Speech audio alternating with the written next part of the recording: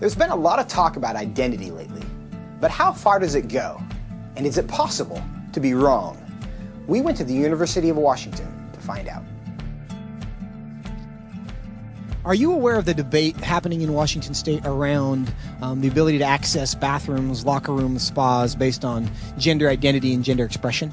I think people should be able to have access to the facility. I think bathrooms could and potentially should be gender neutral because there doesn't need to be a classification for differences. I think people definitely should have the ability to go into whichever locker room they want. I feel like at least public universities should do their best to accommodate for those who do not have a specific gender identity. You know, whether you identify as male or female and whether your sex at birth is matching to that, you should be able to utilize the resources. So if I told you that I was a woman, what would your response be?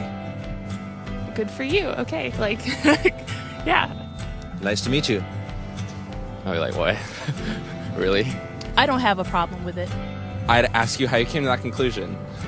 If I told you that I was Chinese, what would your response be? I mean, I might be a little surprised, but I would say, good for you. Like, yeah, be who you are. I would maybe think you had some Chinese ancestor. I would ask you how you similarly came to that conclusion and why you came to that conclusion. I would have a lot of questions just because on the outside I would assume that you're a white man. If I told you that I was 7 years old, what would your response be? I wouldn't believe that immediately.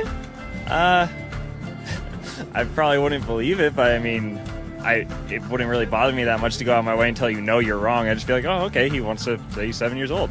If you feel 7 at heart, then then so be it. Yeah, good for you. So if I wanted to enroll in a first grade class, do you think I should be allowed to?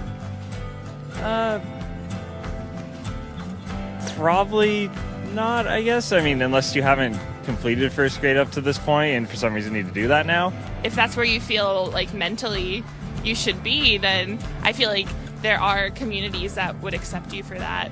I would say so long as you're not hindering society and you're not causing harm to other people, I feel like that should be an okay thing.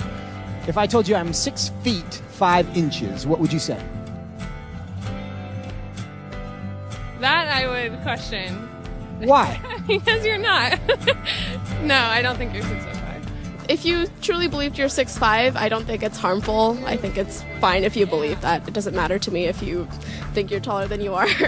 So you'd be willing to tell me I'm wrong? I wouldn't tell you you're wrong. No, but I say that I don't think that you are. I feel like that's not my place as like another human to say someone is wrong or to draw lines or boundaries. No, I mean, I wouldn't just go like, oh, you're wrong, like that's wrong to believe in it, because I mean, again, it doesn't really bother me what you want to think about your height or anything. So I can be a Chinese woman.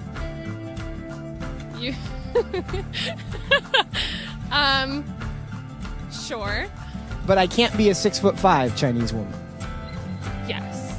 If you thoroughly debated me or explained why you felt that you were 6'5", I feel like I would be very open to saying that you were 6'5", or Chinese, or a woman.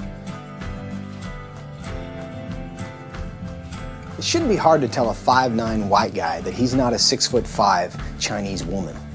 But clearly it is. Why? What does that say about our culture? And what does that say about our ability to answer the questions that actually are difficult?